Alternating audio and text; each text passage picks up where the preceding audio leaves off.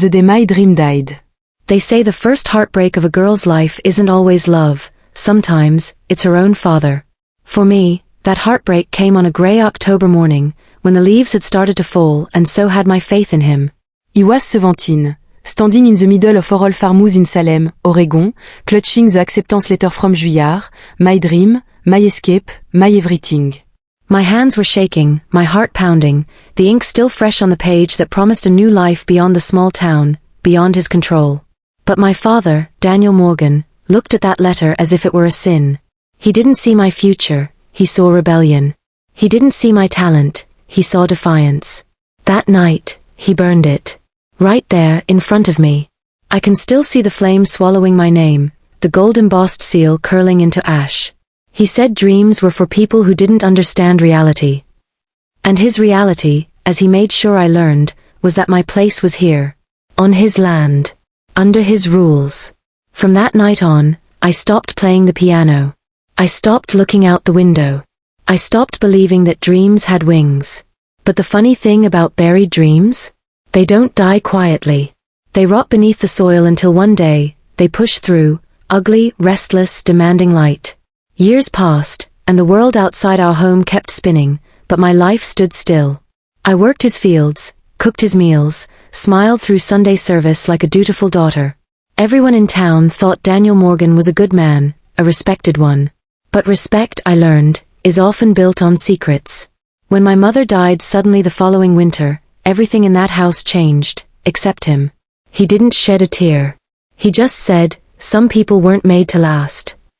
That night, I heard him in his study, burning something again. The same crackle of paper, the same scent of smoke. It was like déjà vu, the sound of dreams dying all over again. I told myself I'd never look back. But grief is strange. It pushes you toward the very pain you swore you'd avoid. So one night when he was asleep, I went into that study, a place I'd never dared to enter. The room smelled of old whiskey and secrets. Books lined the walls, but most were fake, hollowed out to hide things. And that's when I found it. A metal box, heavy and locked, tucked behind the old ledger cabinet. I didn't know it then, but inside that box was the first thread of a truth that would unravel everything I thought I knew about my father, and myself. I stared at it for a long time, afraid to touch it, afraid not to. Because somewhere deep down, I already knew. If I opened that box, there would be no going back. But fate doesn't ask for permission. It just waits for courage. So I took it. And that was the night my silence ended. And his secrets began to speak. The box that changed everything. The metal box sat on my desk like a living thing, small, square, but heavy enough to carry the weight of a lifetime. I remember running my fingers along its cold edges, tracing the scratches, wondering how many years it had waited in the dark, waiting for someone brave enough, or foolish enough, to open it. The lock wasn't strong. My father was the kind of man who believed fear was stronger than steel. He thought I'd never dare. He underestimated what happens when a girl's dreams are turned to ash. I pried it open with the tip of a screwdriver. And inside, I found paper, dozens of letters, all yellowed with time. Some were sealed, others torn open. All of them addressed to the same name, Daniel Morgan. But none of them were signed by my mother. The first letter I unfolded started with trembling handwriting. You promised to take care of her, Daniel. You swore she'd have the life I couldn't give. My heart skipped. Her? Was she talking about me? I dug deeper. Another letter. Then another. The same woman's handwriting. Different dates. They spoke of a little girl, me, but in words that didn't make sense. She looks so much like you. I pray she never finds out what you did. I felt the room tilt. The air seemed to thicken, pressing against my chest. My hands were shaking so hard that one of the papers slipped and fluttered under the desk. When I reached for it, my fingers brushed against something else, another envelope, smaller, darker, sealed with wax. My name was written on it. Clara. For a moment, I couldn't breathe. The ink had faded, but the intent hadn't. This one was meant for me. I tore it open. And as my eyes moved across the page, my world cracked open. It wasn't from my mother. It was from Evelyn, a woman I had never met, or so I thought. She wrote that she was my birth mother. That she had been forced to give me away. That Daniel had taken me, not out of love, but out of control. He hadn't buried my dreams by accident. He'd buried me, the truth of me, from the moment I was born. I remember backing away, my body trembling, the box still open, its contents spilling like blood onto the floor. The letters whispered in my head, "She looks so much like you, you swore she'd never find out." Outside, the wind howled through the Oregon pines, and I could almost hear my mother's voice in it, or maybe it was hers, the one I'd never met. Evelyn. The woman who'd been erased so I could be his. I spent the next day pretending everything was normal. Cooking breakfast. Sweeping floors. Smiling when he said grace at dinner. But inside, something was boiling, something old, something fierce. For years, I'd believed my father was protecting me from the world. Now, I realized he'd been protecting the world from his truth. That night, when he fell asleep in his chair, I went back to the study. This time, I wasn't looking for letters. I was looking for evidence. Something to prove that he'd built his empire, his reputation, on lies. And when I pulled open the bottom drawer of his desk, beneath stacks of financial ledgers and fake deeds, I found it. A photograph. A young woman with soft eyes and long auburn hair, holding a baby that looked exactly like me. Behind her stood my father, smiling, but it wasn't the kind of smile you give to family. It was the kind of smile that hides something darker. I knew in that moment that I wasn't just his daughter. I was his greatest lie. And lies, no matter how deep they're buried, always rise back to the surface. The ghost in the photograph. I stared at the photograph until the colors blurred into something unrecognizable. The woman's face, Evelyn's, felt like a haunting. She looked so peaceful, so heartbreakingly gentle, and all I could think was how different she seemed from the man who'd raised me in silence and control. My father had lied about many things, but this was the foundation of my entire life. Who was he really? And why had he taken me? The questions clawed at me as I tucked the photograph into my coat pocket and stepped out into the cold Oregon night. The sky was moonless, the kind that made everything feel secret. I walked down the gravel road, my breath visible in the air, my heartbeat echoing louder than the wind. There was one person in town who might know something, Mrs. Holloway, our neighbor. She'd been around since before I was born. She used to babysit me when my father went on business trips. When she opened the door, her eyes widened. "Clara Morgan," she said softly, like the name itself was dangerous. She invited me in, her hands trembling as she poured tea neither of us would drink. I didn't waste time. "Who is Evelyn?" I asked. Her cup froze midair. The silence that followed felt like thunder. Finally, she whispered, "I wondered when you'd find out." She told me Evelyn was a pianist, talented, brilliant, the kind of woman who made people feel something just by touching a key. She used to teach music at the small college outside town. My father had been her student once. They fell in love, she said. But when Evelyn got pregnant, everything changed. My father wasn't ready to lose his reputation, his clean name, or the inheritance from his father. So he did what men like him do, he rewrote the story. He told everyone Evelyn ran away. He married my mother soon after, a quiet woman who never questioned the shadows he kept. And Evelyn? She was gone before I took my first steps. Mrs. Holloway didn't know where she went. Only that one night, Evelyn came to her door, soaked from the rain, begging to see her baby. But Daniel found out. And by morning, Evelyn was gone, for good. My throat burned as she spoke. Every word was another fracture in the version of my life I'd been forced to believe. I left her house without saying goodbye, walking back through the fog like a ghost myself. When I got home, the lights in the farmhouse were still on. My father was sitting in the living room, the photograph in his hand. I froze. "Looking for something?" he asked. His voice was calm, too calm, the kind that hides fire beneath it. "I said nothing." He stood up, towering over me, the kind of presence that used to make me shrink as a child. "But not tonight," he said. "Whatever lies that woman told you, forget them. She ruined enough lives already." I wanted to scream. Whose lives? Mine? Hers? Yours? But instead I just stared at him, really stared. And for the first time, I didn't see my father. Isawa Manafred. Afraid of a truth he couldn't control. That night, I locked myself in my room and pulled the letters back out. If Evelyn was gone, I had to know how, and why.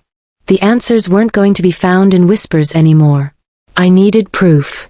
And there was only one place left to find it, the old family cabin near the river. The place my father had forbidden me to go since I was a child. He said it was unsafe. But now I knew, it wasn't danger he was keeping me from. It was the past. And I was done being protected from the truth. Tomorrow, I would go there. And whatever I found, I'd be ready.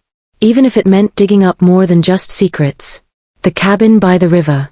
The next morning arrived gray and heavy, the kind of sky that feels like it knows your secrets. I left before dawn, before he could stop me. The keys to his old truck rattled in my pocket, stolen from the hook by the door.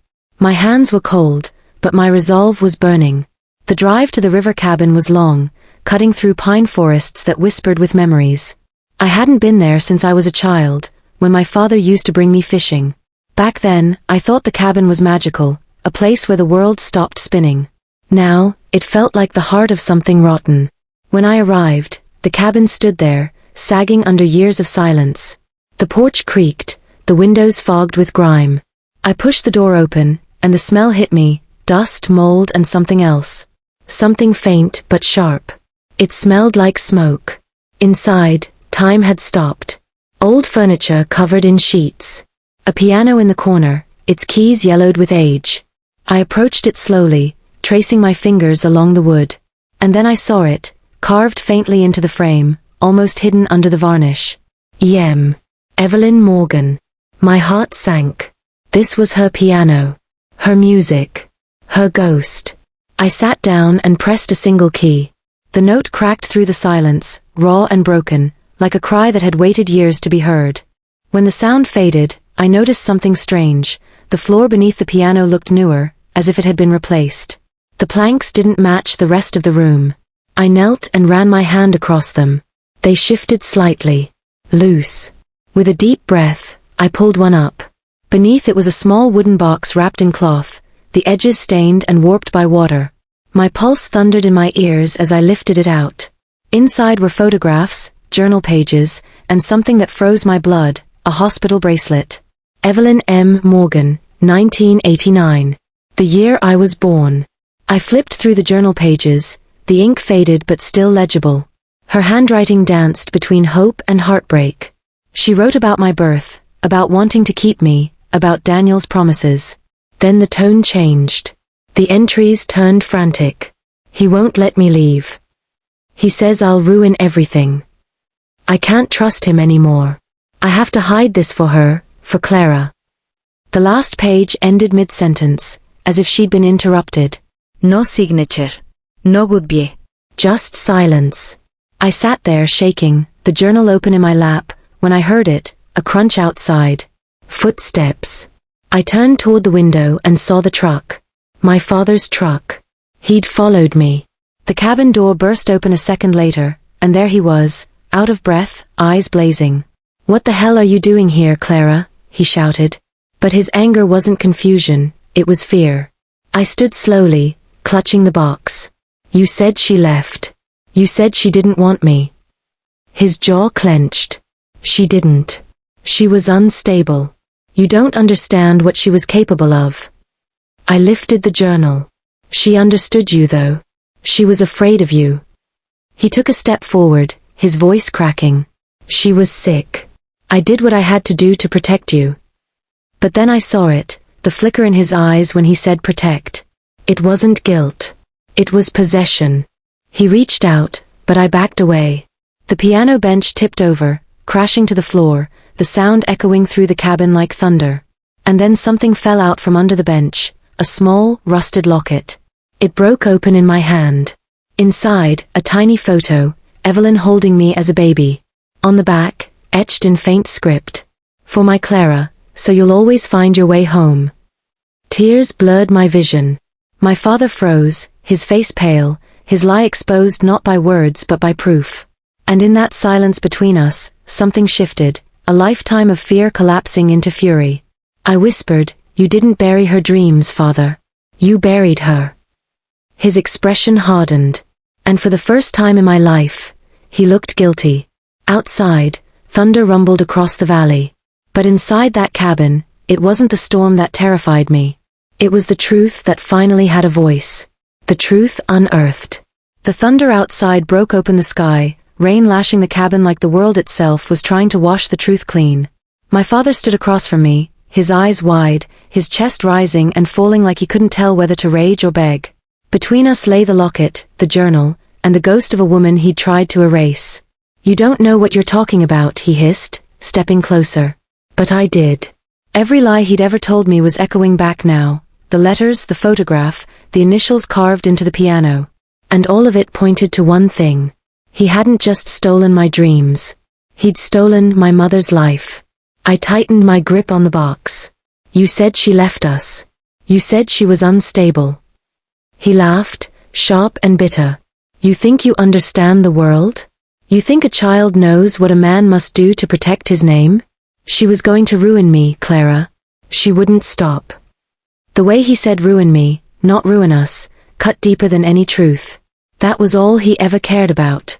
His reputation. His image. His power. I took a step closer, the rain roaring against the windows.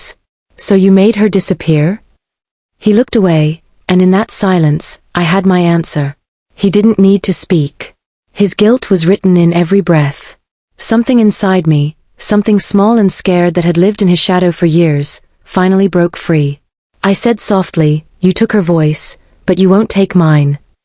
He lunged for the box. Instinct took over. I shoved him back. He stumbled, tripped on the broken piano bench, and crashed to the floor. The sound was deafening, the crack of wood, the thud of consequence. When I knelt beside him, he was breathing, but barely. His eyes fluttered open, dazed. "Clara, please," he whispered, but I couldn't tell if it was apology or manipulation. Outside, the storm began to fade, the rain softening into silence. I stood there for a long time, staring at the man who had buried my mother, my dreams, and the truth, and realized I felt nothing. The next morning, the police came. I told them everything, about the letters, the journal, the cabin, the woman he claimed had disappeared. They searched the property, and what they found behind the cabin, shallow earth disturbed long ago, was enough to rewrite every lie he'd ever told. They said it was her. Evelyn. After all these years, she had been there, waiting to be found. My father was taken away, his head bowed, his name finally stripped of the power he'd used like a weapon. And for the first time, the house felt lighter. Haunted, yes, but free. Weeks later, I returned to the cabin. The police tap fluttered like a tired ghost in the wind. Inside, the piano still sat where it had always been. I lifted the lid and pressed one trembling key. The sound rang out, pure and dashing, filling the emptiness. Then I opened Evelyn's journal one last time. Her final page, the one that had ended mid-sentence, had been damaged by time and rain. But when I held it under the light, I saw faint words written along the margin, almost invisible. "If she ever finds this, tell her I never stopped hearing her music." My tears fell before I could stop them. I placed the locket around my neck and whispered into the still air, "You were heard, Mom. I found you." The morning light broke through the window, golden and forgiving. And as I stood there, I realized something beautiful. The music that once died with my dreams was alive again. Not because he wanted revenge, but because I'd finally unearthed the truth. I left the cabin door open that day, so the wind could carry her song through the trees, so the world could know that buried dreams don't die. They rise.